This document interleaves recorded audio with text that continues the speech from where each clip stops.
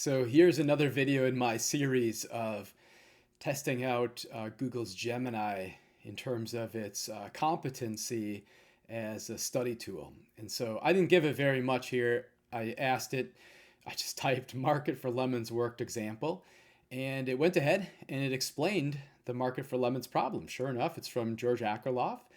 It's a classic economic theory, explains information asymmetry leading to market failure. That's true. Uh, so it's going to give me an example. It says it's about the used car market. Good. Imagine a used car market with two different types of cars, peaches and lemons. I think in the variant text they still use plums. I don't know that Akerlof used peaches or plums in the paper. The title was literally Market for Lemons, but anyway, so peaches are the high quality cars that are reliable. Lemons are low quality cars. The problem of asymmetric information is the seller has way more information about the true quality of the car. The buyer doesn't.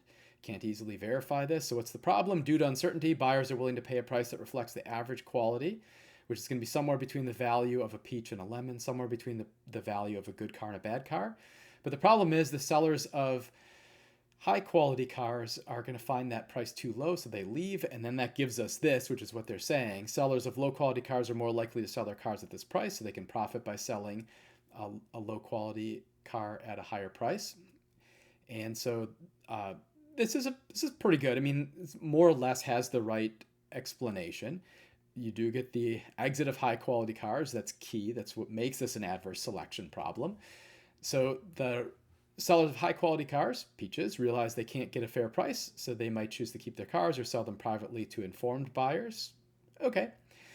And so we get market failure. The market gets dominated by low quality cars. Overall quality of cars available for sale declines. Yeah, but the market failure part, this is all true, but the market failure part is the possibility, the prospect of there being low quality cars destroys the market for good quality cars. So the market failure is there's prospective gains from trade, represented by the fact that sellers of good quality cars could find a buyer with full information who'd be willing to pay more than they're demanding for it. There'd be gains from trade, but nevertheless those trades don't happen because the information isn't available and buyers are worried about getting a bad car, so they aren't willing to buy.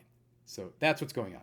Real world problem, insurance. Well, but that's different though, because so these are all adverse selection, all places where you'd see adverse selection. True, that's right. Interestingly, in the market for lemons used car example, that's what we would characterize as adverse selection of sellers, where the sellers have better information, and then the buyers have worse information. Then there's adverse selection of buyers, which we think of with insurance. There, the buyer of insurance has better information about their own riskiness, and so sellers aren't able to tell between buyers which one's going to have high cost to treat and not. So yeah, healthy individuals opt out, leaving the market with higher proportion of unhealthy individuals. Labor market, less skilled workers may be more likely to seek employment. High skilled workers might opt for other opportunities. Yeah, I guess like maybe their own entrepreneurship or something along those lines. Financial markets, investors may be hesitant to invest in companies with opaque financial information. Yeah, okay. I mean, that works, I guess. Mitigating the lemons problem, government intervention. Yeah, so we need things that are going to restore information. So you might think of this information as a public good. If there's a problem of under provision of public good, then maybe there's a third party like a government that can supplement.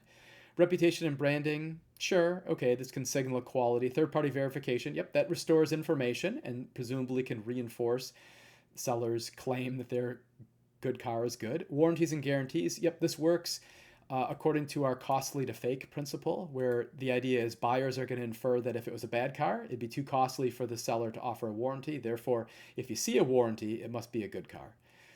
By understanding Lemon's problem, we can better appreciate the importance of information. Yeah, that's right. Okay, fine. So then I said, can you give me a worked example? And this example works pretty well, actually. So suppose we have peaches. Those cars are valued at $10,000 by buyers and sellers. Low quality cars are valued at $5,000 by buyers and sellers. I mean, one problem is there would be no gains from trade, and so with full information, the price of high quality cars is going to be 10,000 and the price of low quality cars is going to be 5,000. And then the issue is both buyers and sellers are indifferent between selling it and if the trade never happened. So the issue, what I'm picking up on is the issue is the high quality cars are valued the same by buyers and sellers, and low quality cars are valued the same by buyers and sellers.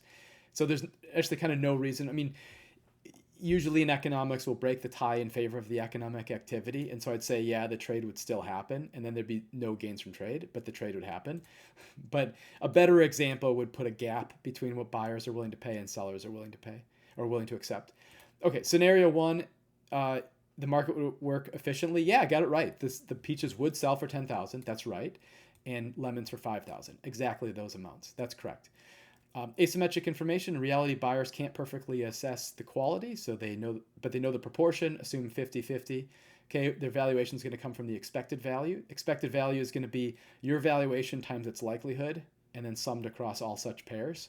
So you're willing to pay $10,000 for a good car, of which you think half of the cars are good cars. So this is going to be 5,000 plus 2,500 from my willingness to pay for bad cars times the incidence or the proportion of bad cars. Okay, that's where the 7,500 comes from.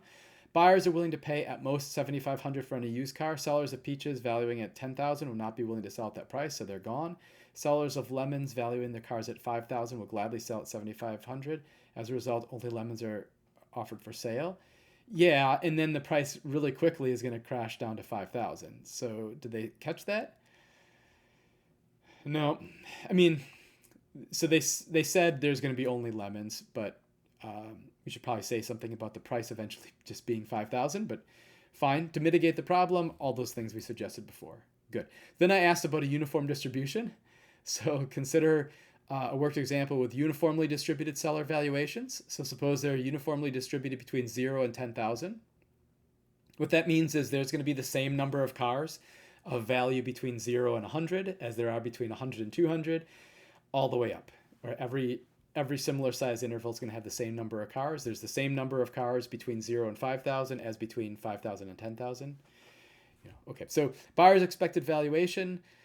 Buyers can't differentiate. They'll base their valuation on the average value of the car. The expected value in a uniform distribution is the midpoint, so it's going to be 5,000. That's right. Problem is, buyers are going to be willing to pay at most 5,000 for a used car. Sellers, like half the sellers, have a valuation higher than 5,000, so they're gone. Sellers with valuations below 5,000 will be willing to sell their cars. Sellers with valuations above will not, so they'll be gone. Only valuations below 5,000 are offered for sale. The market's flooded with low quality cars, as higher quality cars will choose to keep them. Okay, fine. High quality cars are driven out of the market, leaving only low quality. Good. Market inefficiency. Market fails to allocate resources efficiently, as some mutually beneficial trades, as I was mentioning before, don't happen. That's right. And then they give some ideas for mitigating the problem. And then I said, well, wait a second. If we take this seriously, except then the expected value is going to be 2,500. And so then Gemini says, yeah, you're right. I apologize for this oversight. Let's correct this. Given the expected value of 5,000 and the scenario where those with higher valuations leave, the average quality is going to be 2,500. Good. Buyers are going to be willing to pay at most 2,500 for any used car.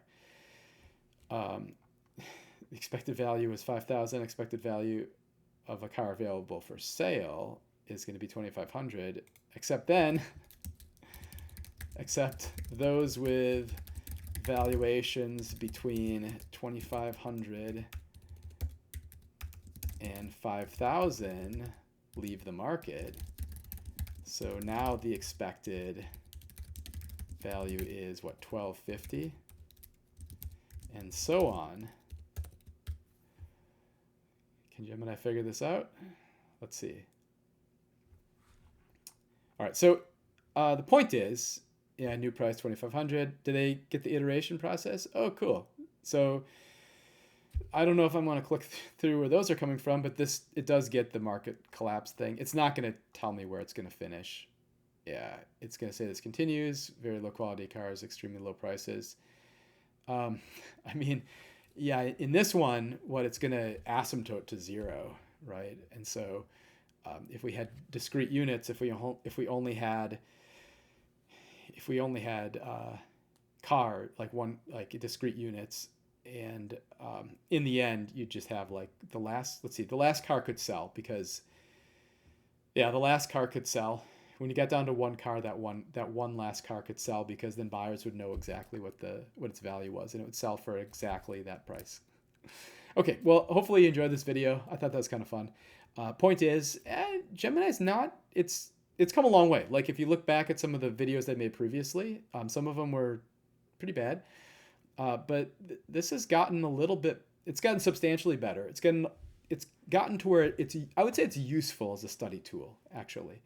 Um, so it doesn't know quite as much as it should, and it's not quite as good as at math as maybe it will be in the future. You understand why it's not good at math, but or mathematical reasoning anyway.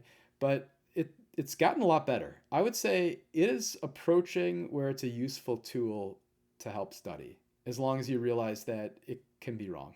So anyway, hope you enjoyed the video. Go ahead and conclude here.